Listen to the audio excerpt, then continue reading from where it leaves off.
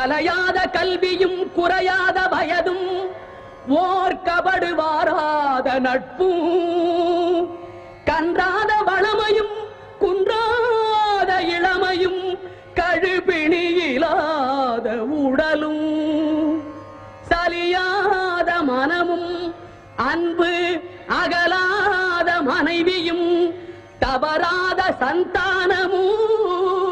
தாழாத கீர்த்தியும் மாறாத வார்த்தையும் தடைகள் வாராத கொடையும்